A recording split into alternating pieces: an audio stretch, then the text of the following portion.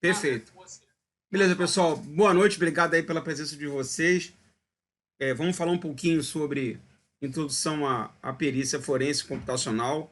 Não é um assunto novo, quer dizer, mais ou menos, né? Só que agora ganhou uma grande repercussão por vários motivos, né? Dentre elas, a quantidade de invasões que vem ocorrendo é muito grande. Outros ilícitos que são executados pela internet. Também tem a LGPD, né? A Lei Geral de Proteção de Dados. Como é que você vai garantir, como é que você vai provar quem foi que vazou os dados? Então, muita gente imagina que a perícia forense é só porque algo foi invadido. Não, não é de engano. Como é que eu garanto que o cara que vazou dados estava sentado do outro lado do teclado, naquela hora, naquele lugar? Como é que eu faço o correlacionamento dos eventos para ter certeza que realmente foi o Paulo que estava mandando spam para vocês aí do curso, né? Como é que eu vou ligar o ato ilícito, né, dele fazer o spam com para realmente ser ele que estava sentado do outro lado? Então não é simplesmente eu investigar o laptop dele, não, né? Eu teria que fazer outras investigações para poder ter a certeza. Claro que se eu tivesse uma câmera com horário sincronizado, eu poderia, com total certeza e afirmando que foi ele realmente que naquele momento enviou o spam para todo mundo. Mas e se o laptop dele é compartilhado, não tem imagem de câmera e várias pessoas podem usar o laptop dele? E agora, como é que eu associo o ato de intrusão, não é bem intrusão, né? O ato do spam, de mandar propagandas impróprias, alegar que realmente foi ele atrás do teclado? Como eu posso provar que uma pessoa realmente fez um vazamento de dados e não cumpriu o compliance de LGPD da empresa? Então, hoje, nós tratamos isso como resposta a incidente. E a resposta a incidente é um processo de perícia, não numa visão criminal, mas é. Então, eu acabei até de me apresentar, né, para vocês. Deixa eu passar aqui o PPT, né? Eu tenho 53 anos, eu sou diretor de tecnologia e segurança da informação do grupo Talkcom, em São Paulo. Tem até pessoas que já trabalharam comigo lá. Eu tenho mini data, eu estou no Rio de Janeiro, em Cabo Frio, a empresa é em São Paulo. Então, praticamente uma vez por semana, uma vez no mês, uma semana no mês eu vou a São Paulo, né? Para reuniões executivas. Então, eu trabalho tanto no ponto de vista executivo, mas como e principalmente do ponto de vista do nerd, né? Eu sou um cara que trabalha com Linux desde 1994, com segurança e perícia. Eu vou passar um pouquinho dessa experiência para vocês. Obviamente, a maioria das pessoas me conhece por ser especialista em supercomputadores, que também sou.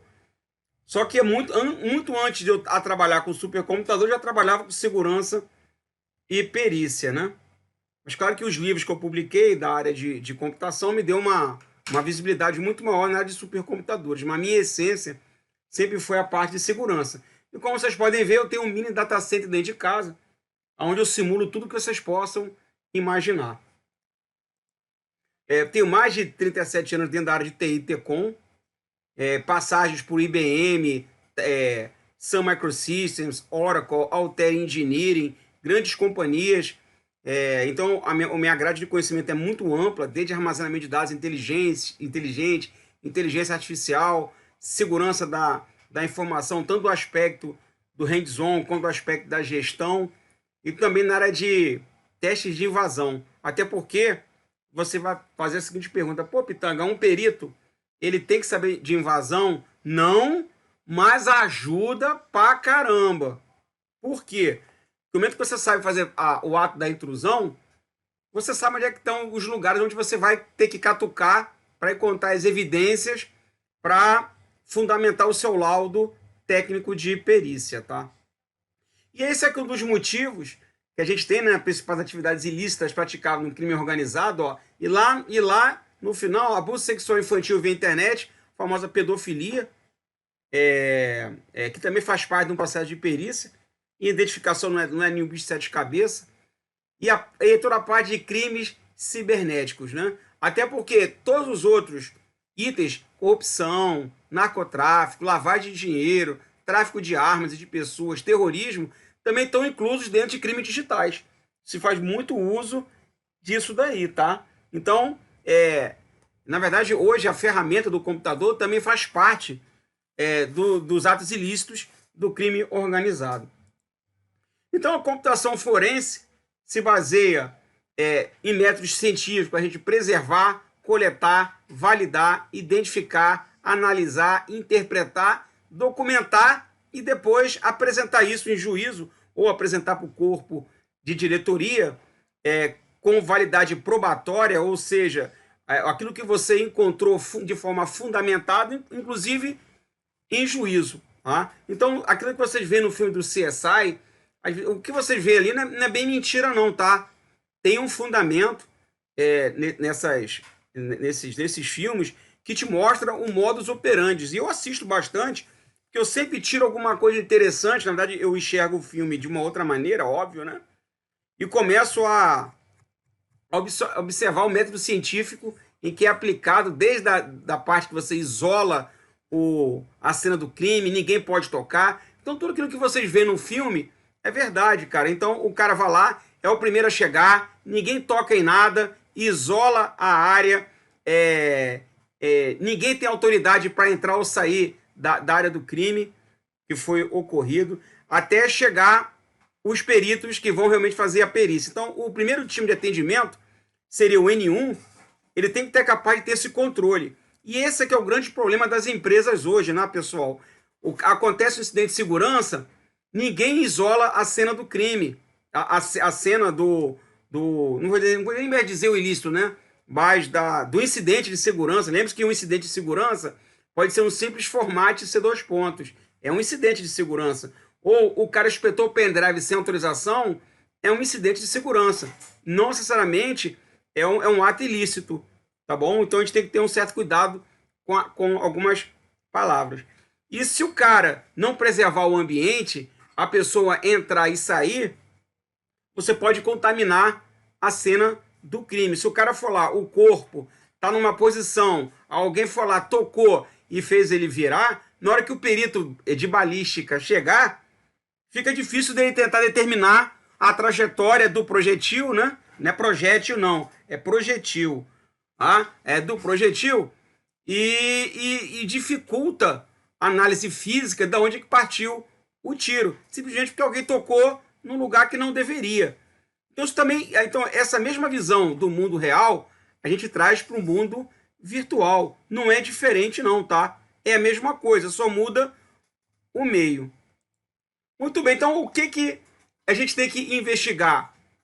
Primeiro a gente tem que tipificar. Se o cara fez um ataque de negação de serviço, como é que eu tipifico ele no Código Penal de 1940 ou na Lei Carolina Dickmann? Se o cara fez um ataque de DDoS, eu posso classificar ele, eu tenho que conhecer a lei, né?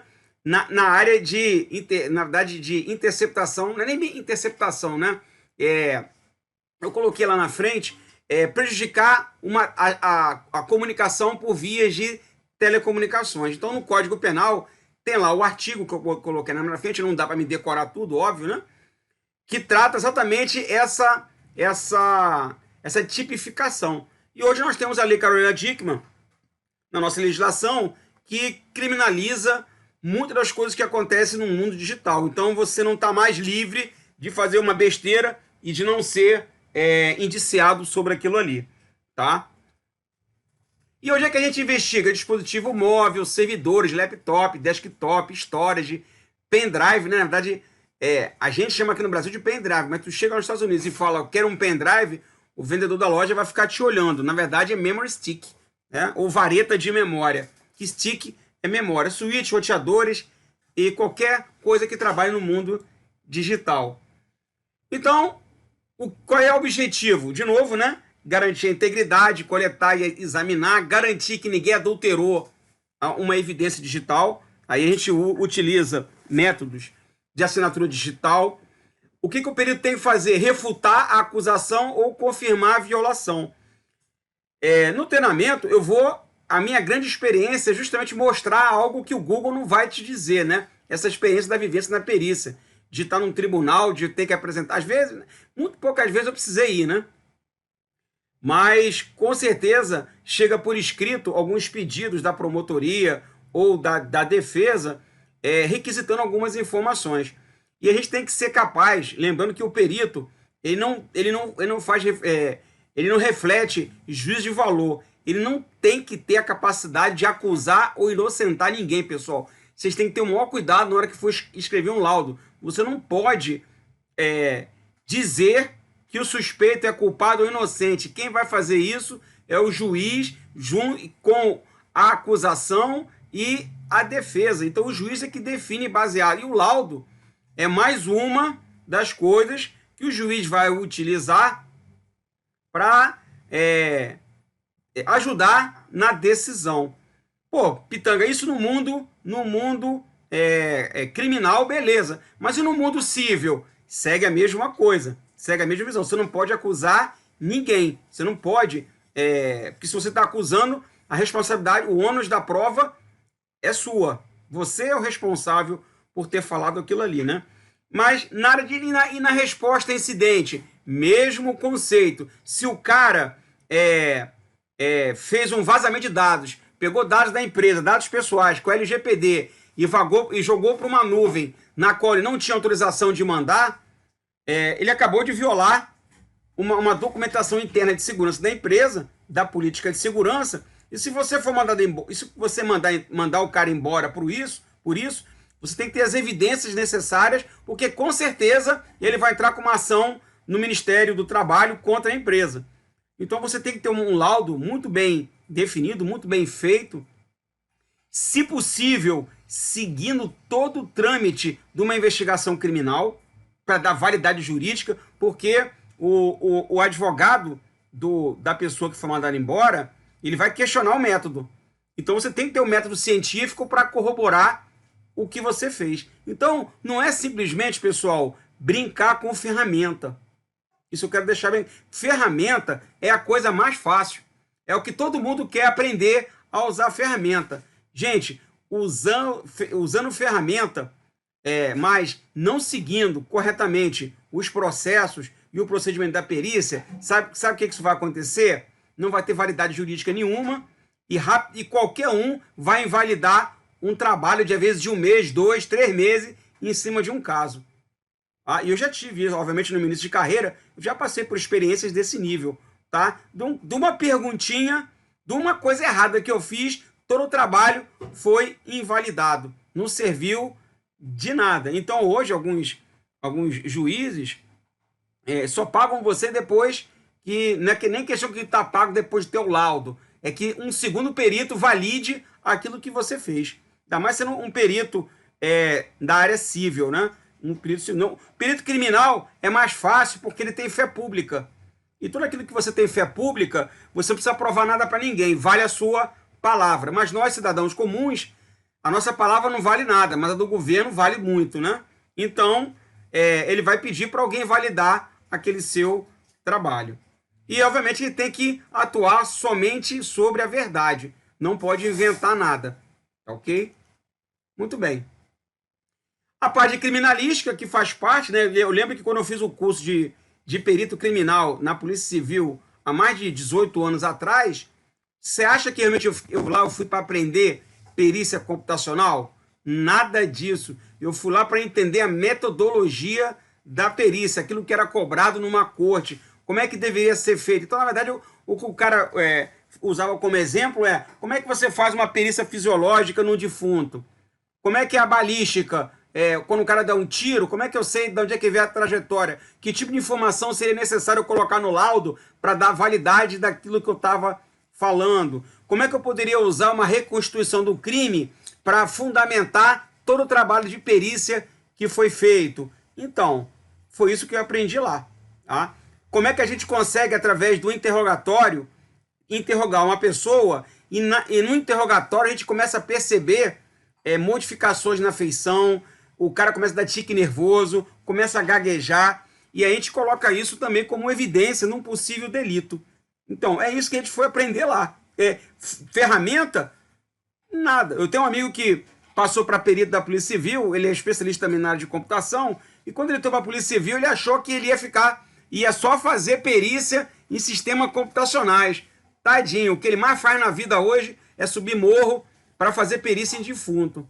E olha que ele é perito da Polícia Civil e entrou achando, né? Claro que quando tem algum trabalho de perícia forense computacional, é ele que faz. Mas 80% do tempo é fazendo perícia da área de balística, da área do crime, tá?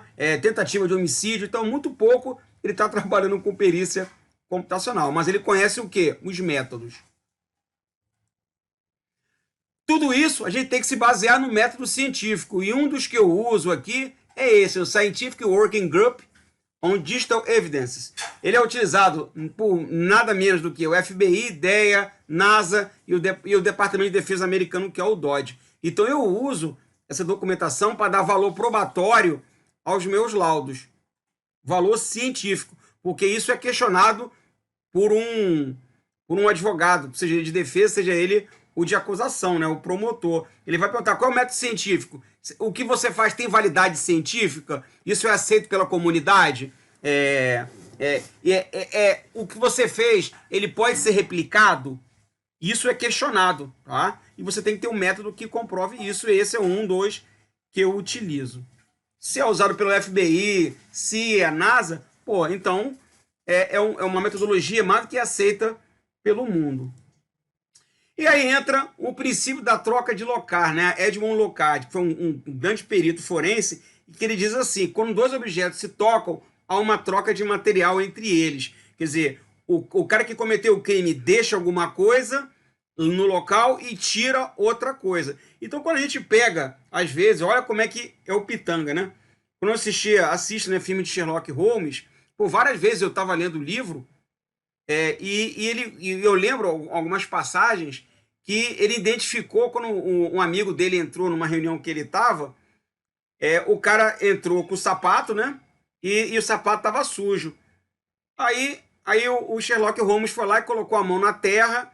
Aí ele falou assim: olha, essa terra aqui está molhada, percebe-se que 2 horas antes de você chegar aqui, você foi em tal local. Ele: como é que você sabe? Pelo tipo de terra que está no seu sapato. Então, se você olhar por esse lado, você vê que tem um fundamento por detrás, tem um método científico. Ele sabia que tinha chovido 2 horas antes e pelo tipo da terra ele sabia onde que o cara tinha passado. E aí entra o conceito de locar. Né? O cara estava numa cena, no local, foi para outro, tirou alguma coisa. Por isso que você vê no filme eles pegando fio de cabelo que o criminoso deixou. Ou, por exemplo, o cara bateu uma pessoa, teve o ato de uma briga, né? E arranhou uma pessoa. Eu posso muito bem tirar o conteúdo das unhas da pessoa que arranhou a outra e eu consigo ter valor probatório, porque vai estar material da outra pessoa que ele levou consigo e eu consigo associar ele que foi ele realmente que bateu naquela outra pessoa. Então, tá aí o conceito da troca de Locard, que é o que rege hoje a perícia. Ah, Pitanga, existe o crime perfeito. Não existe crime perfeito. Às vezes demora você encontrar as evidências, mas o cara sempre vai deixar. Ah, o hacker invadiu e fez o dever de casa. Não fez não. Ele vai ter uma hora que ele errou em algum procedimento. É difícil? É trabalhoso? É um tipo de trabalho que você pegaria, Pitanga? Não. Por que não, Pitanga? Como é que você fala um negócio desse?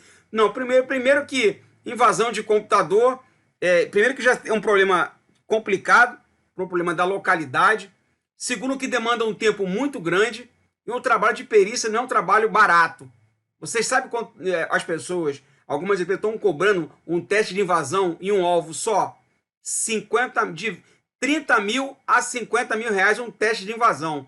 Então você imagine uma perícia em que é um trabalho muito mais meticuloso, método científico que você aplica. A intrusão não tem muito método científico, não. Tem uma metodologia que é mais usada, mas agora a metodologia científica para dar valor probatório é muito mais complicado, então é muito mais caro. Então uma perícia demanda muito mais tempo e não é uma coisa barata. E periciar um servidor, meu camarada, é muito mais fácil ele pegar, formatar, instalar tudo de novo do que tentar fazer uma perícia naquilo ali. Tá? E muitas das vezes não chega a ser conclusivo. Então tem... Agora, casos de pedofilia, marido que traiu a mulher que traiu o marido, ameaça. Então tem muito outros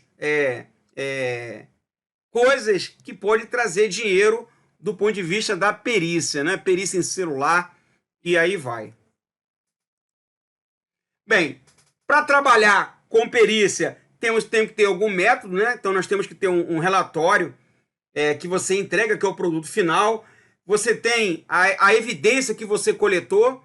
Existe a cadeia de custódia. O que é a cadeia de custódia? É um documento que diz, olha, até aqui o Paulo fez isso, isso e isso. A partir desse momento, o time que fez a coleta das evidências, fui lá, entrei no servidor, gerei uma imagem da memória usando método científico, não injetando nada na máquina. Você instalaria programas diretamente no pendrive e colocaria no servidor. Aí você coletou a memória, coletou a imagem do disco, fez uma coleta do tráfego de rede, de tal forma que você não instale nada na máquina que tem o problema do incidente de segurança. Então isso você aprende no curso. A gente não vai aprender que a única evidência que você vai contaminar é que no Windows, toda vez que você espeta um pendrive, os registers do Windows, né, chamamos de Hive, que nós vamos aprender, né? Obviamente o perito ele tem que manjar bastante de Windows, Linux, macOS, o objeto que ele vai periciar, né? E você vai ver que o Windows registra tudo isso para você nos registros internos. O pendrive, quem colocou, isso a gente mostra, eu mostro. Não vamos ver isso acontecer, né? Na perícia, identificar, o cara tentou espetar o pendrive naquela hora, naquele momento, jogou os arquivos para um outro lugar. Isso tudo fica registrado. A gente vai catucar essas coisinhas todas aí.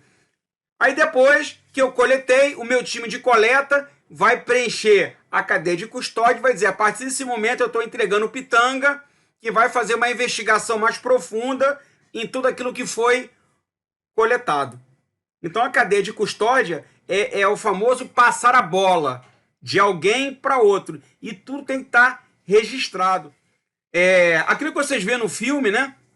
É a mesma coisa no mundo da perícia. Se eu vou periciar um HD, eu vou tirar o HD, eu vou fotografar, eu vou mostrar o tipo de conector, qual a tecnologia, número de série, capacidade, vou fotografar, coloca no saquinho, coloca a etiqueta, o tag, marcando aquilo ali, entrego para o perito. Se for um disco, um equipamento eletrônico, tem que ser o saquinho antistático. Então tem todo um modus operandi para tratar com evidência digital. Então, como disse, não é nada de diferente do mundo real. E aqui é um exemplo de cadeia de custódia, até de uma... Eu nem lembro que foi, eu tirei isso daqui da onde... Governo do Estado do Mato Grosso do Sul. Um exemplo de uma cadeia de custódia. Como é que você preenche? Como é que eu passo? Data, assina. Aí eu coloquei, o que a gente teve que fazer? Eu fui invadido, e agora? O que eu faço? Lembra que eu falei para vocês? Está aí, ó. No caso de busca e apreensão, isolar o local. Não permitir mais a utilização dos computadores. Interromper a conexão de rede para evitar acesso remoto. Mas não somente isso, né? Se o cara está infectado com malware, você pode tirar não desliga. Não desliga. Tira ele da rede, mas não desliga. Porque pode ter um monte de informação super importante em memória que a gente vai aprender a fazer dump da memória e gravar em disco para depois analisar o conteúdo da memória RAM que a gente salvou no disco. Tá? Nós vamos usar umas 5 ferramentas diferentes para fazer isso, desde ferramenta gráfica até linha de comando. Vídeo de regra, não ligar máquinas que estejam desligadas. Toda vez que você desliga e liga o computador, ele escreve e sobrescreve várias informações dentro da máquina. Fazer imagem dos computadores, cópia forense, ou não sendo possível, apreender o hard disk. Fazer as análises sempre sobre a cópia, nunca sobre o original. A gente pega o original e deixa guardadinho. Pô, Pitanga, mas dá para fazer isso? Dá. Você tem hardware hoje que ele trava a escrita. Você pode montar um disco como read-only. Muitas dessas técnicas eu vou mostrar como é que faz. Se possível, alguém tem que passar a senha, tá? Se não passar, você vai ter que aprender a usar ferramentas de pentest, né? Para poder quebrar a senha, John the Ripper, Hashcat, Zip to Crack, e tem um monte de outras ferramentas que podem te auxiliar nesse processo. E, obviamente, se for celular, smartphone, colocar sempre no modo avião. Não desligar. Lembre-se, tirar a imagem a quente, chamamos ao vivo, te dá muito mais embasamento do que o pós-mortem. O pós-mortem é quando você desligou o equipamento e você só tem o disco onde as informações estão gravadas. E nem sempre... Quer ver um exemplo? Imagina que hoje a coisa mais fácil do mundo é você... Eu não queria tocar nesse assunto não, mas eu vou tocar. Veja bem, pessoal, sem cunho político, por favor. Não quero colocar cunho político aqui. Mas o pessoal está questionando... teve lá o relatório do Exército, né? É óbvio, qualquer software, ele está sujeito à injeção de código malicioso. Então aquilo que o Exército colocou lá na avaliação dele, não está errado não. Claro que pode, todo mundo sabe. Não existe sistema 100% seguro. Como o ministro também tem na minha teste de invasão, com uma única linha de código, eu consigo colocar um código malicioso fazendo um shell reverso. Seja ele com Netcat, seja ele em Bash, não importa. Com 3 linhas, eu consigo executar eu consigo baixar um malware e mandar ele executar em memória, em 3 linhas de código. Tá? E esse malware, ele não vai ser nem escrito no disco. Tá? Ele já vai direto para a memória. Quem trabalha com hacking já deve ter ouvido falar de um carinha chamado Meterpreter, do Metasploit. Esse cara é um trojan violentíssimo que roda em memória, ele se esconde através de processos. Nós vamos fazer uma análise desse cara aí, é bem legal. Ele se esconde em processos reais do sistema e ele se comunica entre o Metasploit e o Meterpreter utilizando HTTPS, quer dizer, trabalha de forma criptografada. Então, se uma urna pudesse capaz de atender, estar numa rede, eu conseguir ter acesso ao código, eu poderia injetar um código. Só que a máquina, ele não está, na hora que você está votando, não vai ser acessado o trojan aí, mas ele poderia ter sido injetado no momento que você está validando o software. Alguém foi lá e injetou o código malicioso. É possível? Claro que é. Tem prova? Aí mora o perigo. Então a gente tem que ter muito cuidado na hora que vai acusar, dizer, as urnas são... É claro que o clamor popular, né, de a pessoa não conhecer profundamente, acaba levando esse tipo de interpretação. Veja bem, não estou defendendo ninguém, nem Lula, nem Bolsonaro. Eu estou fixando a verdade, somente a verdade. Para ter a certeza que o negócio foi fraudado, você tem que ter a prova cabal. Eu tenho que ter a capacidade de auditar e fazer a perícia no equipamento para dizer com certeza, tem trojan, não tem trojan, está adulterando o conteúdo, não está adulterando o conteúdo, pega o código original, gera assinatura digital, compara com o que está lá, coleta informação na memória, faz análise. Então vocês observam que tem todo um processo por detrás. Tá? E quem acusa tem a responsabilidade no que está falando. Então a gente tem que ter esse cuidado. Então o perito ele não pode entrar nessa série de discussão. A gente não pode... quando o cara está fazendo a perícia, eu lembro que o Marco Aurélio de Mello, né, que foi do Supremo Tribunal Federal, eu guardo algumas palavras porque, mesmo sabendo que eles fazem coisas erradas, né, isso aí não está claro para todo mundo, né, mas ele falou assim, o clamor... quando a gente executa alguma coisa do direito, a gente não pode ficar preocupada com o clamor popular. Como que diz assim, o povo pode estar pedindo isso, mas na minha análise eu tenho que ser imparcial. Eu não posso me deixar levar pela massa, mas sim sobre as evidências e aquilo que está no processo que ele está avaliando. E ele não está errado nessa fala dele não, tá? O perito ele não pode se deixar levar pelo clamor popular. Ele tem que ficar preso às evidências para mostrar a verdade, somente a verdade. Eu só estou dando só uma dica. Então, quando eu respondo, algumas pessoas me perguntam sobre segurança das urnas, eu falo assim, qualquer coisa é hackeável. Não existe essa história que é seguro. Acabou, não existe isso. A gente sabe que não existe. Agora, existe o quê? A análise de risco, a probabilidade daquilo ali acontecer. Eu posso estar com algo vulnerável, mas não quer dizer que ele pode ser invadido. E quando eu faço o pentest, a vida detecta um monte de coisa que está vulnerável, mas quando eu tento explorar, praticamente eu não consigo sair de uma prova de conceito básica. Eu não consigo passar daquilo ali. Então significa que...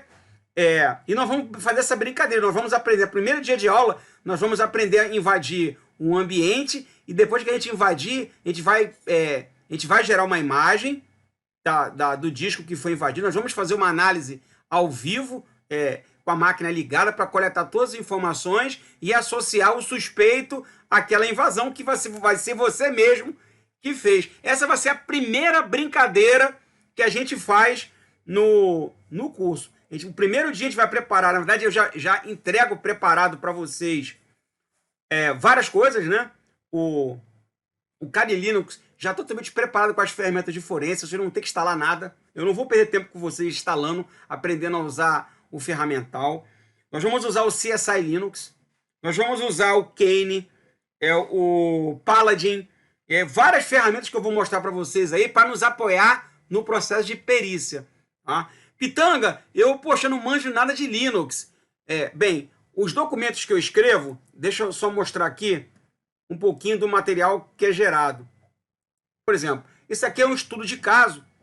Olha quantas páginas tem, tá? Esse estudo de caso, ó. 266 páginas. E como é que é feito isso daqui? Brincando, ó. Eu vou colocar um contexto, ó. Beatstep é uma empresa que produz efeitos sonoros de programas de TV. 2 arquivos de música deles foram roubados, né? Roubado não, furtado ou cópia não autorizada. Não existe roubo. Roubo é quando tem uma arma, seja ela branca ou arma de fogo, em que você toma alguma coisa de quem lhe pertence. O furto é quando você tira alguma coisa onde a pessoa não está presente e não usa nada para tomar aquilo ali. Na área digital, nós temos uma cópia não autorizada. Tá? Então, isso são termos técnicos da perícia. E um arquivo é protegido por direitos autorais, que ele ser usado no próximo filme. O outro não é protegido, mas deveria ser mantido em sigilo. Então, eu tenho um vazamento de dados aqui.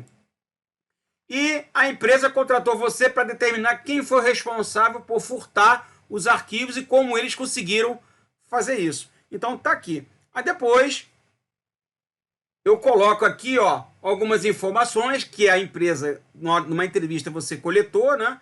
Ele tem lá o arquivo contraband, aí tem o Lotus Sample, ele tem a assinatura digital dos arquivos que foram furtados, né? E tem 2 suspeitos do ato,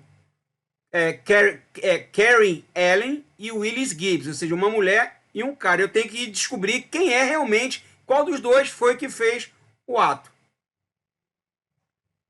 Então, e aqui alguns objetivos que a gente tem que fazer. Isso é fundamental na perícia, tá? É um caminho mestre que você tem que encontrar para você começar a trabalhar, porque é um monte de evidência que vai ter que tucar. Se você não tem noção do que você vai procurar, a perícia vai ser horrível, né? Não tem como. Aí começa a brincadeira, começa o laboratório, a gente vai começar, nós vamos baixar a imagem da memória, imagem do disco, assinatura digital, os softwares que nós vamos usar, e eu vou fazendo uma perguntinha para cada procedimento, ó, o objetivo e algumas perguntas que você tem que responder na perícia. Essa pergunta é o que você vai colocar no laudo pericial.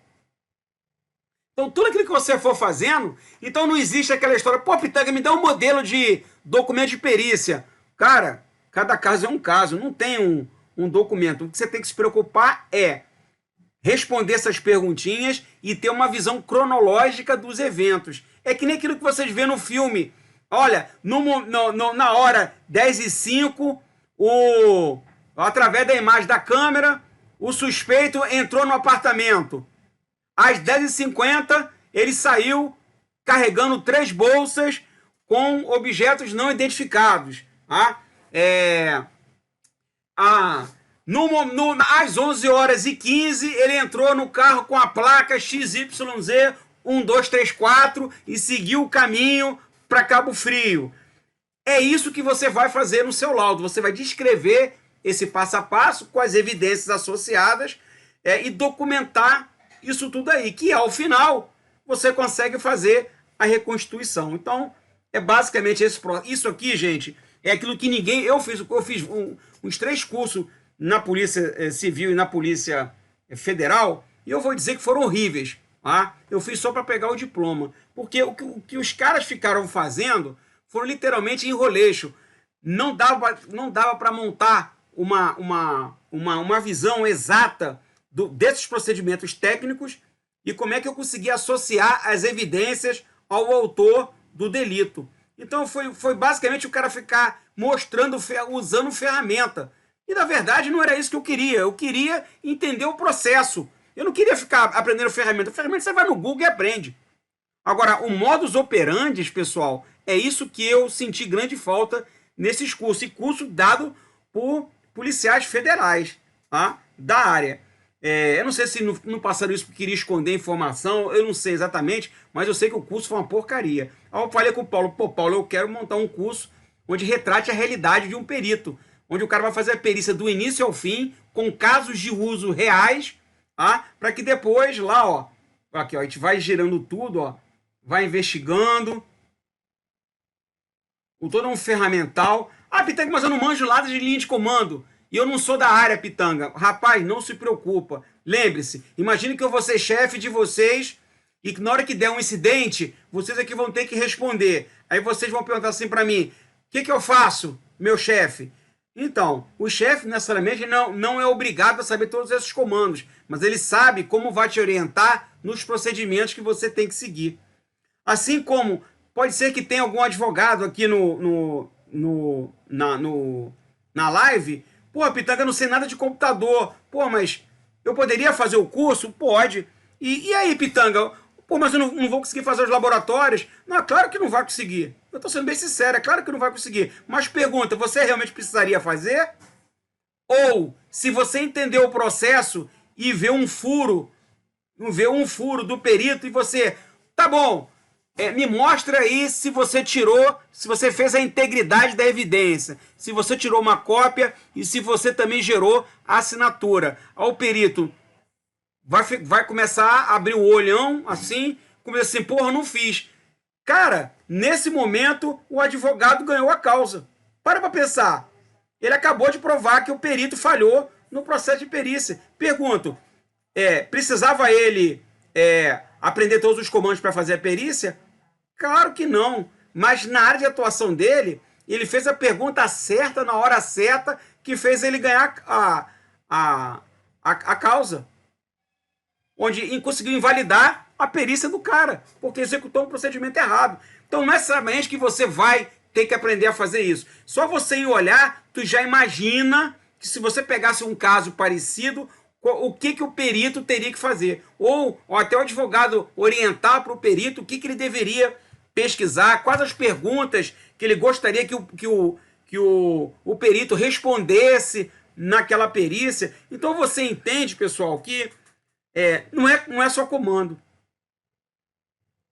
Então, quando o cara técnico só fica preocupado em comando, é que ele não está preocupado em aprender perícia, ele quer virar especialista em ferramenta. E meu camarada, esquece isso. Eu vou começar com ferramentas de alta complexidade, aí quando chegar no outro dia, eu vou mostrar aquela ferramenta ridícula, o Autopsy, por exemplo, com a interface gráfica do Windows, que é aquilo que tu levou 2, 3 dias fazendo na mão, o Autopsy vai fazer para você em meia hora. Ou uma ferramenta paga, outra ferramenta paga, o FTK, o Encase, outras ferramentas caríssimas, que se você usasse em uma semana de trabalho, você vai resolver em um dia. Mas são ferramentas extremamente caras, não é qualquer um que tem acesso. Aí você vai ver que o que vale é você entender o modus operandi e não brincar com ferramenta. E às vezes a gente trabalhando com linha de comando, a gente vai aprender conceitos que às vezes aquela ferramenta paga, gráfica, bonita, não vai te dar e você pode ser questionado pelo juiz com aquele conhecimento científico. Aí você vai dizer assim para ele, não, eu não sei isso não, eu só sei brincar com a ferramenta. Pessoal, o que é um perito? Pessoa com notório saber dentro da área investigativa dele. Por isso que a gente tem perito na área, na área de negócio, né? Na área financeira, perito computacional, perito de balística, perito de defunto, que eu esqueci o nome, né? O termo técnico aqui, né? O médico legista, né? Então, para cada área, você tem pessoas com notório saber para poder dar o laudo, a visão da verdade, somente da verdade, baseado nas perguntas que foram feitas. E essas perguntas são feitas por quem? Por quem está te contratando. Essa pergunta pode vir do juiz, essa pergunta pode vir do promotor, da defesa. Então, essas perguntas que a gente tem que saber fazer. Então, o que o advogado vai orientar o cara da perícia computacional, do que ele tem que olhar para poder acusar ou defender o cliente dele. Então, eu vou ajudar vocês nesse processo. Então, não necessariamente você vai ser obrigado a isso. Quando estou dando a aula, na verdade, eu fiz um material de uma forma tão simples, que você vai conseguir fazer na mão os comandos, sem precisar ter que fazer junto. Porque é muito conteúdo, pessoal. Forense em memória, forense em rede, forense em disco, análise de malware. Como é que a gente consegue analisar o malware de forma estática, de forma dinâmica. Então, como eu falei, né? E vocês conseguem ter repetibilidade, que é algo que todo perito tem que ser capaz de entregar. Quando você faz uma perícia, se um outro perito pegar o caso, ele tem que ser capaz de repetir tudo aquilo que tu fez na sua perícia, ele tem que ser capaz de repetir do outro lado. E até para poder que ele consiga encontrar algo que você esqueceu ou que possa estar divergente. E a gente vai fazendo isso do passo a passo. Aqui é só um, tá? Na mão tem outros que a gente vai fazer por ferramentas, ó. A gente vai abrir outras ferramentas gráficas. E lá no final, aqui alguns exemplos da gente olhar, ó, o que o cara estava usando, como é que ele transmitiu a informação, como é que eu tenho a certeza que aquela informação passou para um outro lugar. Rastreabilidade, rastrear o cara, de onde é que partiu o ataque, as conclusões. Aí eu vou chegar até o final, que é onde interessa, que a gente consegue fazer reconstituição do crime, ó. Então, aquilo que vocês vêem no mundo real, a gente vai fazer reconstituição, ó. Então, ó, no dia tal, na hora tal, a pessoa, Karen Allen, estava pesquisando no DuckDuckGo Search Engine, como se fosse um Duck, o Google, usando o Edge do Windows. Então, já sabemos que a máquina é o Windows, estava pesquisando sobre o torrent. Tá? A partir daí, na hora tal, ó, entre o 29º minuto e o 30, ela baixou o torrent. Então aqui está todo o histórico do que ela fez, ó. Aí de novo a reconstituição e a gente começa a chegar aqui, ó. A gente vai em alguns lugares especiais. O MFT do Windows ele guarda todos os dados, os metadados, né, as informações sobre os dados, e a partir daí a gente consegue identificar que realmente ela baixou, fundamentou, e ela pegou e ainda mandou um e-mail para alguém, ó, no dia 27 às 14h38. Aí eu faço aí a pergunta, depois disso tudo, aí tem a pergunta do negócio. Você tem que aqui, ó, o que torna Karen o provável usuário da conta Blowtorch, e que o arquivo torrent carregado é o mesmo arquivo do sistema de Karen. Ou seja, fazendo essa avaliação aqui, ó, a gente consegue associar que foi ela com essa conta, com outras informações que a gente levanta, que realmente foi ela que estava por detrás do computador fazendo o ato ilícito. Lembra que eu falei que a gente tem que provar que realmente foi ela que estava sentada no computador, evidenciar? Então, é isso que a gente faz. Esse é só um. Tem outros aqui. Tem outro aqui, ó, um outro caso, ó, são casos, ó, um caso de hacking do NIST, para provar. Aqui uma explicação do registro do Windows, para você saber o que a gente está fazendo, como é que a gente faz a extração dos registros do Windows, como é que a gente faz a análise dos artefatos, ó, com o Hash Explorer. Aqui eu já começo a brincar com algumas coisas do Windows, ferramentas do Windows, né? Outras ferramentas, como é que a gente usa o Restre. Aí a gente começa a analisar aqui, ó, o artefato com ferramenta gráfica. Eu saio um pouco da linha de comando, para não ficar muito sacal, né? Só linha de comando, ó. Aí, de novo, lembra que eu falei? Como é que eu sei quem usou o USB? Tá aqui, ó. O procedimento. A gente vai lá no storage. No storage, aqui, ó. No pendrive. E a gente consegue ver a hora. Eu coloquei aqui, ó. A hora e a data que a pessoa espetou o pendrive na máquina. Tá aqui, ó. Vamos verificar. Aqui a gente consegue identificar o hardware, ó. Qual foi o tipo de pendrive que ele usou, ó? Um USB da SanDisk, ó. Então já até identificou qual é o pendrive que o cara usou.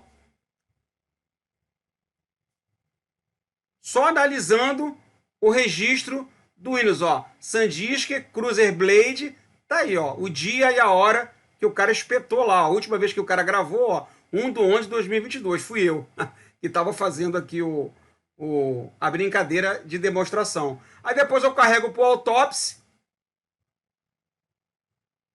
e a gente começa a analisar pelo Autopsy, ó. Então você vê que a análise agora mudou um pouco. Eu já comecei a ir para um lado, teoricamente, mais gráfico.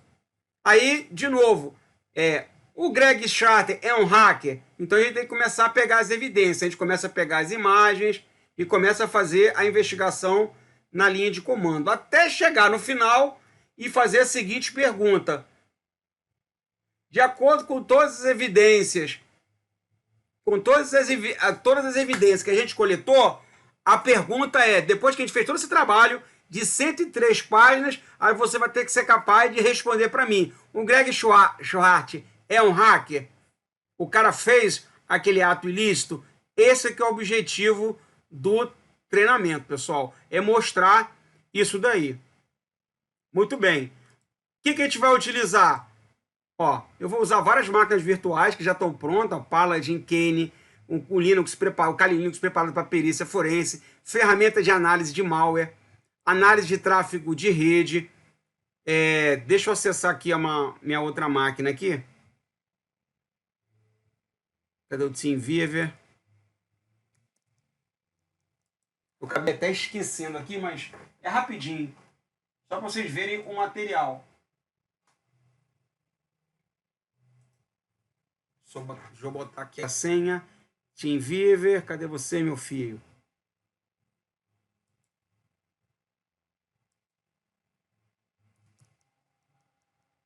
Enquanto você está abrindo aí, eu posso fazer algumas perguntas? Sim, à vontade. Pode falando que eu vou respondendo aqui. Pô, cara, eu acho que esse curso aí é o mais completo que eu já vi de experiência. Então, eu comprei na internet e realmente muito completo. O Joel perguntou, o hash pode ser usado como prova de integridade? Claro que pode, ele é para isso mesmo. Só que você tem que ter um certo cuidado. Uma vez, uma advogada me fez uma pergunta assim, Pitanga, o cara usou o MD5. Até que ponto eu posso dar validade jurídica nisso daí? Ela falou assim, ó, se eu fosse você, eu questionava o método científico porque o MD5 é sujeito a colisão. Então, teoricamente, esse valor deveria ser único, mas está provado cientificamente que o Message Digest 5 ele pode haver colisão e, teoricamente, pode existir uma outra prova que tem o mesmo hash. Então, se você usar esse conceito e anular isso como evidência, você consegue. Não deu outra.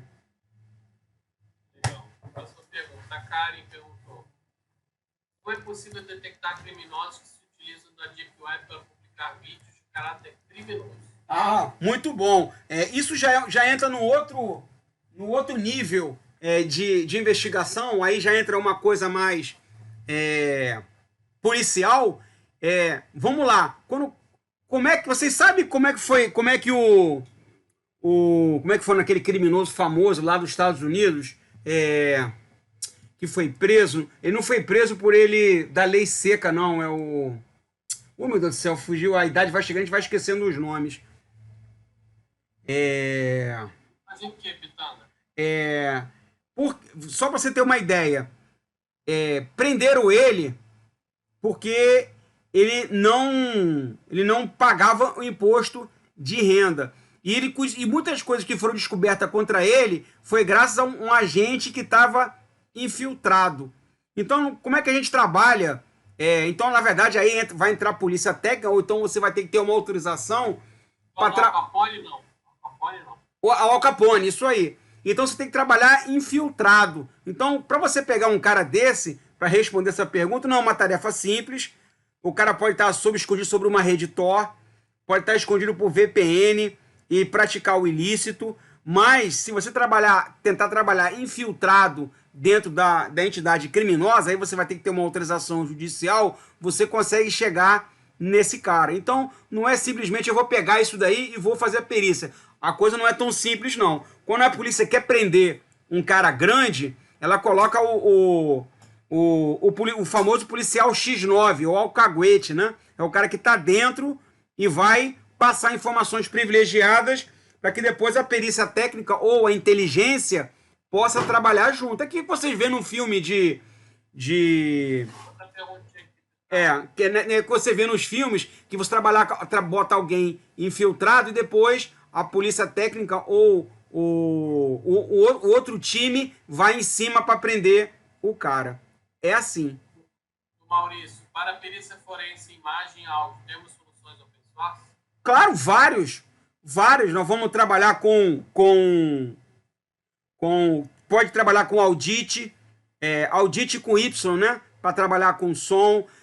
Imagem, eu faço isso direto, né? Análise de esteganografia, o XXD para olhar o código. Inclusive, eu estava até fazendo uma aula com os meninos hoje aqui, ó. O João perguntou, para ser um perito, primeiro tem que ser o pentester, não? Não necessariamente, mas ajuda bastante, tá? Ajuda bastante. Por quê? Porque tu já sabe aonde é que tu tem que olhar. O cara plantou o malware. Você vai usar. Apesar que você pode usar até outras ferramentas para te auxiliar. Quer ver? Vou mostrar aqui, ó. O Vinícius perguntou. Na verdade, foi uma pergunta, foi uma constatação. Nunca compartilhe seus usuários e computadores, principalmente no ambiente corporativo. Pois é, isso faz parte da ISO 27002. Isso tá lá escrito, tá? Então você tem que ter um compliance dentro da empresa capaz de controlar isso. Mas eu posso colocar uma resposta. Além disso, você tem que também ter, seguindo a ISO 27002, então vocês percebem que as coisas que eu faço são fundamentadas, né? Você tem que ter o conceito da política de mesa limpa. E outra coisa, você depois de 5 minutos, você tem que botar a tua máquina para travar. E toda vez que você sai da sua mesa, você tem que travar o seu computador. Por várias vezes, eu ficava escondidinho o Vinícius tá aí de prova, né, Vinícius? Eu ficava escondidinho, aí o cara ia no banheiro e deixava o computador logado. Aí eu ia lá e escrevia, parabéns, seu computador acabou de ser hackeado. Claro que eu fiz na brincadeira, mas para pensar. Até que a vaca tussa, ele vai ter que provar para mim que não foi ele que mandou um e-mail pro presidente chamando ele de tudo quanto é nome. Porque eu poderia ter sentado na máquina dele e ter feito isso, não poderia? Poderia. A Karen perguntou aqui, a probabilidade de fraude nos votos diminuiria demais caso fosse implementado dentro de uma blockchain? Vamos lá, qualquer coisa é passível de ser hackeado, até mesmo no blockchain é passível, tá? Só que é muito mais difícil, porque você tem várias cadeias, o elo, né? São extremamente protegidas,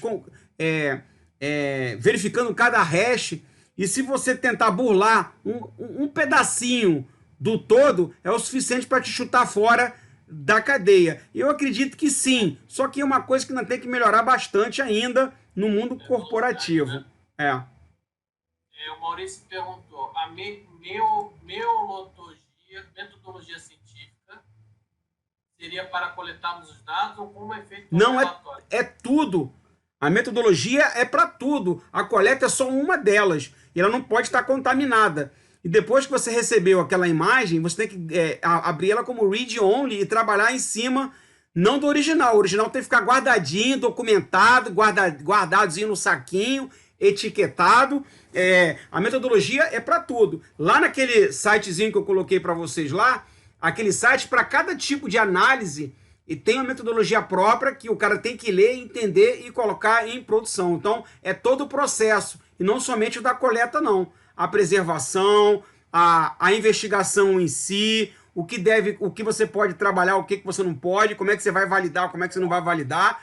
Vai executar cada um e vai colocar no relatório. O Moro falou que colocar uma imagem de atualização do Windows na máquina de trabalho. Como é que é? Não entendi. Colocar uma imagem de atualização do Windows na máquina de trabalho. Colocar uma imagem de atualização. Tacar uma imagem bem grande de atualização do Windows. Não, mas vamos lá. Vamos lá. Só para se assustar. Isso é uma brincadeira. Ah, tá bom. Não, é porque na perícia, na verdade, você vai tirar a imagem daquele... Se o computador for desligado, a gente vai tirar uma imagem pós-mortem. Tá? Tá morto. Agora, ao vivo, a gente tem ferramentas. Eu vou mostrar para vocês aqui, ó. Vou abrir. A Karen perguntou, e quando se utiliza o pendrive killer que queima a placa na hora? Como iremos identificar? Um pendrive que queima a máquina na hora. Isso nunca aconteceu comigo, tá? Pendrive killer que queima a placa na hora. É um pendrive poderoso. Eu nunca usei, mas aí seria um método antiforense. E não, isso não é um método forense. Aí entra aquela história, né? Ficou provado a intrusão, então isola a zona do crime e ninguém bota a mão. Porque isso aí, na verdade, é uma técnica antiforense. O criminoso está usando algo para poder dificultar a vida do perito. Mas eu entendo que isso aí é antes do perito entrar em ação.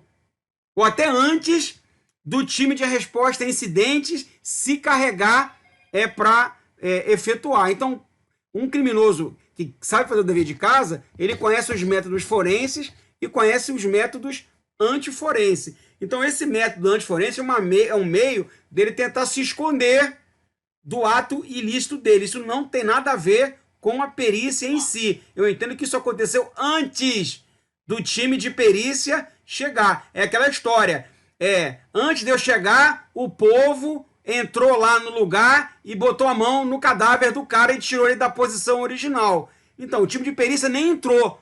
Mas o time da perícia vai identificar que alguém mexeu de acordo com a trajetória da bala, da onde que a bala entrou na cabeça dele e saiu. O tiro deveria ter vindo dessa posição, mas o corpo estava em outra posição e não tem sentido lógico dele estar deitado daquela maneira. Ou o cara apresentou uma perfuração do seu lado direito da cabeça, mas na verdade o cara não era destro, o cara era canhoto. Então como é que o cara com a mão esquerda vai apontar o revólver para a têmpora do lado direito? Vocês estão entendendo? Então é essa habilidade que a gente tem que ter quando faz uma análise pericial. E não é só ferramenta. O André falou que o pendrive killer é um pendrive que carrega vários capacitores que tem na placa PCB e daí ele descarrega na placa mãe e queima. Não, beleza, mas de novo, isso aí não tem nada a ver com a perícia. O cara usou para fazer aquilo ali. Se ele queimou tudo, queimou o HD, dependendo do que... Veja bem, se for um disco rígido eletromagnético, com magnetismo, se queimou a placa lógica do HD, eu consigo trocar a placa do HD porque as informações estão armazenadas de forma magnética. Já começa por aí, tá?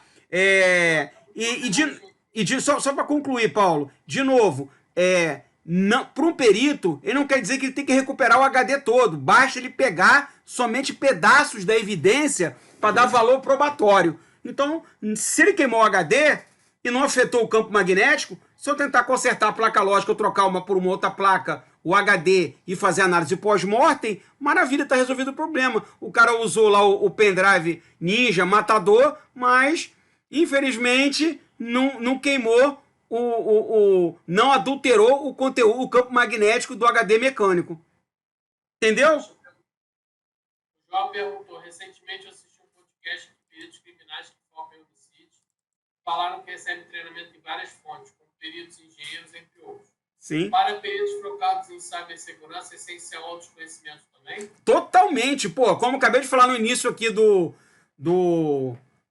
da live, né? Um dos primeiros cursos que eu fiz de perícia foi perícia na área criminal, criminalística. E quando eu fui fazer esse curso lá, não foi para me ensinar nada de ferramenta de perícia forense computacional, não. Eu fui entender a metodologia da perícia como um todo, a ciência da perícia. Como é que eu descrevi um laudo, como é que eu conseguiria responder as perguntas feitas pelo juiz, desembargador, seja lá o que for, como é que eu conseguia me manter numa linha mestra, como é que seria o processo para fazer uma reconstrução do crime, dentre outras coisinhas. Por exemplo, o interrogatório digital, você acha que eu não faço isso?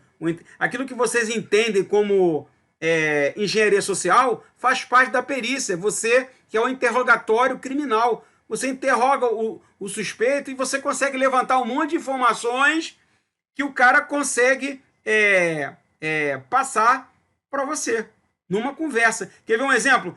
Umas 3 semanas atrás, eu vi um filme de um cara, na verdade era um mendigo que estava dentro do trem e 5 caras entraram dentro do trem e tiraram a garrafa de cachaça da mão dele. E ele na verdade, ele era um ex-agente que tinha virado mendigo, né? E ele enfiou a porrada nos 5 caras. Aí foi para a delegacia. Só que ele não quis se identificar. Tá? E a delegada, ela entrou, né, para conversar com ele. Conversou, elogiou o cara. Aí pegou um copo d'água e entregou para... Você deve estar com sede. Entregou o copo com água, um copo de plástico. E depois pegou o copo. E na hora que ela pegou o copo, ela não pegou pelas bordas, ela botou a mão dentro do copo e assim levou. E assim conseguiu identificar o cara.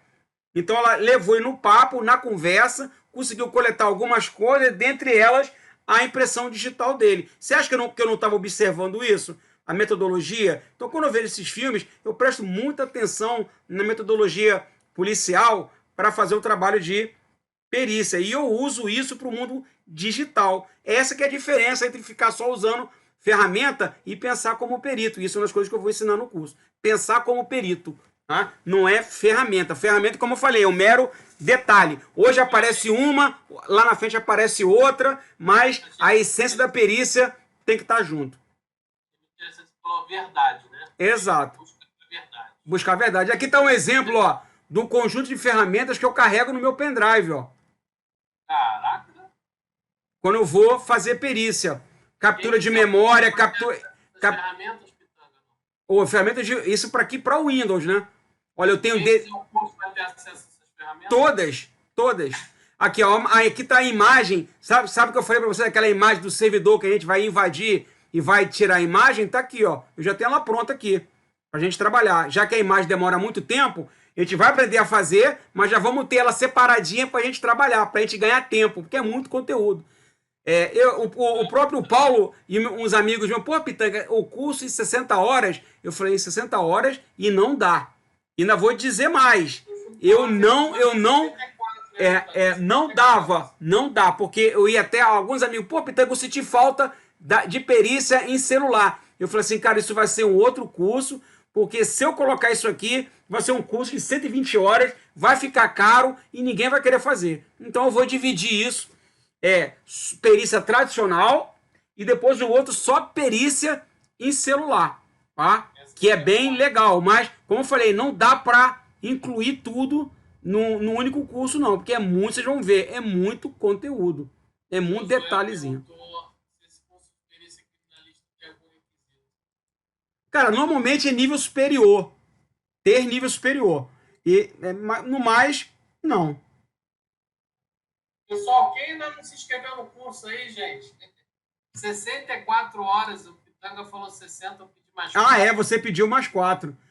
E olha... 8 sábados, o pessoal vai começar semana que vem, a gente vai parar pro Ano Novo e Natal, fiquem tranquilos para fazer compras de Natal e tal, e volta em janeiro. Então vão ser 4 sábados em novembro, dezembro, e vão ser 4 sábados em janeiro. O José está perguntando se o treinamento vai ter perícia em Linux e Windows. Sim, senhor! Até porque, quem fez a pergunta? Josué. Pô, Josué, Boa sua pergunta. Qual é o sistema operacional que mais as pessoas têm dentro de casa? Windows. Segundo, qual é? Mac. Mac.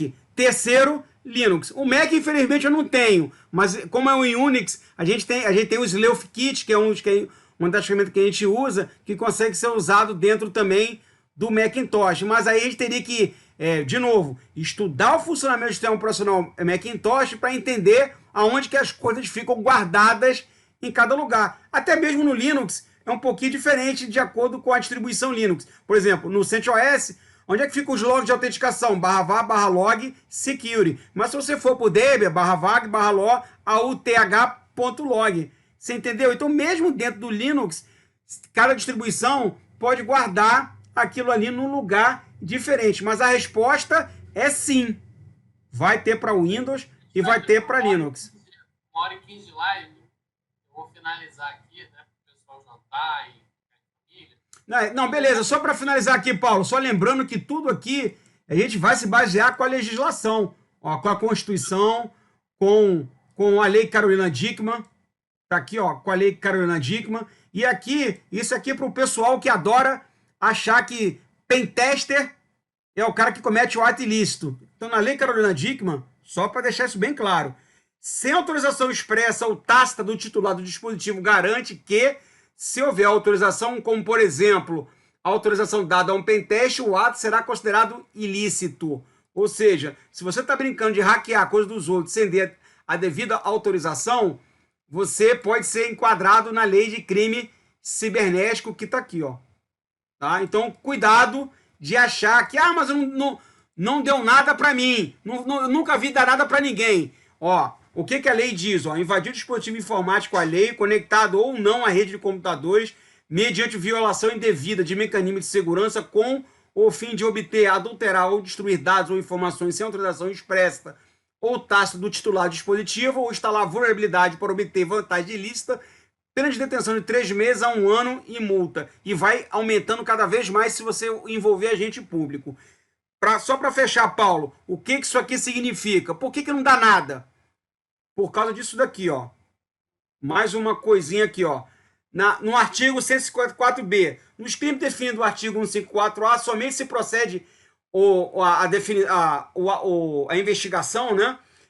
Procede mediante representação, salvo se o crime é cometido contra a administração pública, direta ou indireta, de qualquer dos poderes da União, Estado, Distrito Federal, municípios ou contra empresas concessionárias de serviço público. Aí eu botei aqui tradução, ou seja, tem que ter o boletim de ocorrência, senão não tem investigação. Então por que não dá nada para um monte de merda, desculpa o termo, né? Que é a molecada andar fazendo por aí de crime cibernético? Porque a pessoa que é afitada não faz um boletim de ocorrência. Sem boletim de ocorrência, a polícia não investiga.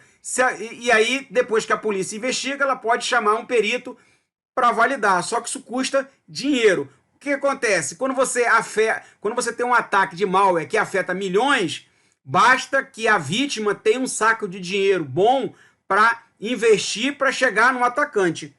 Tá? Tendo isso, a gente chega. Não tendo, cara, e não tendo boletim de ocorrência, não vai investir dinheiro para chegar no alvo. Você sabe por que essa lei 12.737 de 2012 virou lei Carolina Dickmann? Alguém sabe por quê?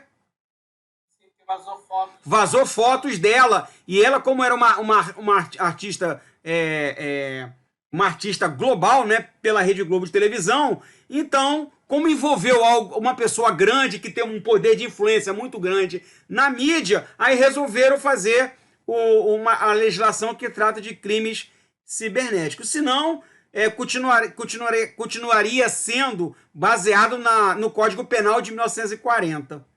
Perfeito? É isso. Aqui no chat, deixa o e-mail também. É marcos.pitanga. Vou botar aqui, @gmail.com. E aqui tá alguns exemplos, né, do ferramental que a gente vai usar. Só um pedacinho, né?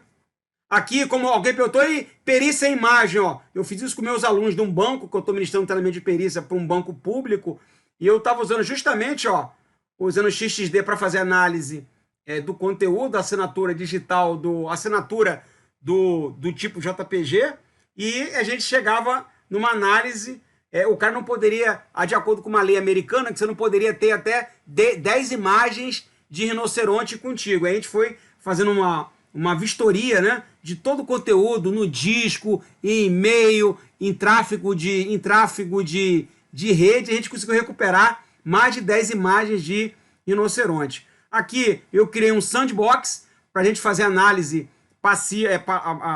estática e dinâmica bem básica, tá, pessoal? Por quê? Análise de malware já é uma coisa complexa. Tá? Só ele já é um motivo de um outro treinamento de 60 horas. Mas eu consegui colocar algumas análises básicas, pelo menos para o cara identificar o malware, como é que eu ia... porque isso virou moda, né? Então, pelo menos fazer algumas ações pontuais de você fazer uma análise básica de malware, tá?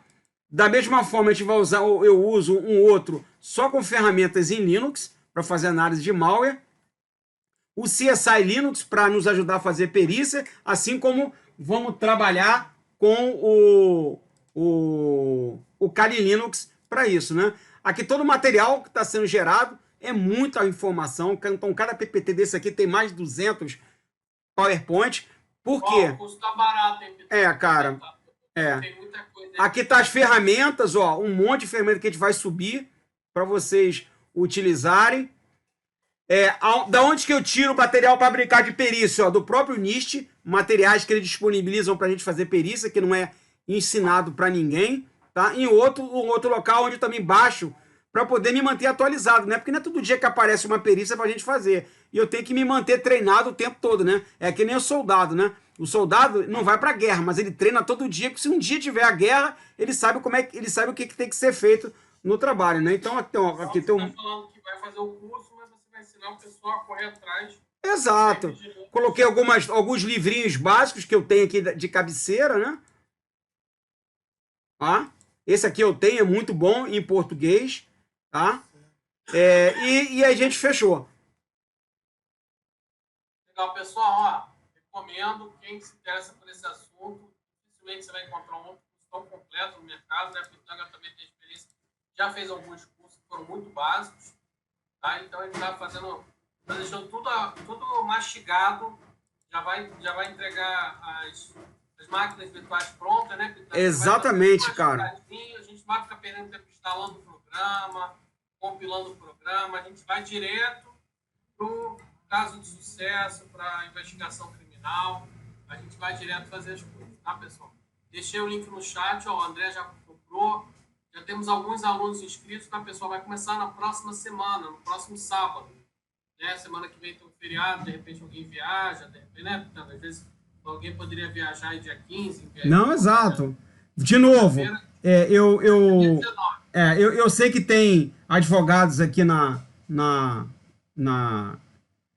assistindo, né, na live. De novo, não é função do advogado aprender a executar. Só ele ver e entender o modus operandi já é o suficiente para ele tomar alguma ação lá na frente, tanto estando do lado da promotoria quanto do lado da defesa. E até mesmo questionar o juiz em algumas ações e questionar o laudo pericial do cara. Então é essa a visão que o advogado tem que ter, porque às vezes fica muito na fantasia, né? Na cabeça, pô, meu Deus, como é que o cara faz a perícia no computador? Então é interessante ele ver as evidências, porque depois ele pode cobrar isso de uma forma devida para o juiz ou quem está julgando o caso. Ou até mesmo ligado à LGPD, né, Paulo?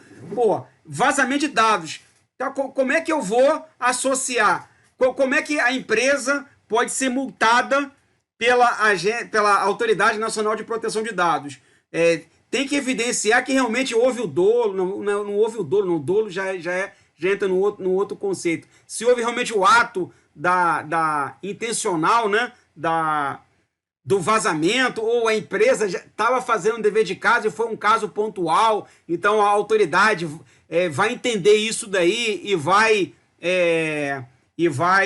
dar uma sanção, como uma advertência por escrito. Então a perícia vai entrar muito nisso daí, tá? Então não é simplesmente o cara entra um malware, porra, aí o malware fez um vazamento de dados. E aí, pô, será que eu tenho culpa? Eu gastei maior dinheirão com ferramental de segurança, mas mesmo assim o clicador feliz foi lá e plantou o malware. Pô, será que eu posso ser multado sobre aquilo ali? Qual seria a sanção que poderia ser aplicada? Então, a perícia cada vez mais, não vou dizer nem perícia, né? A resposta a esse incidente cibernético cada vez vai ganhar mais força. Tá? É porque, por enquanto, a maioria dos advogados ainda não tem essa visão da perícia forense computacional, tá? Que acha que tudo é formato C2 ponto, instala o Windows e next, está resolvido o problema. Não, não é não. Tá? Tem como a gente chegar. Então era isso que eu queria falar, Paulo. Aqui no pagamento, aqui, só para finalizar, pessoal, vou ter que finalizar até 9h30, tá, Pitanga? Não, perfeito, eu perfeito. Eu não estou em casa, preciso passar no shopping para jantar, senão eu vou dormir em jejum. Vamos lá, tem que fechar 9h30.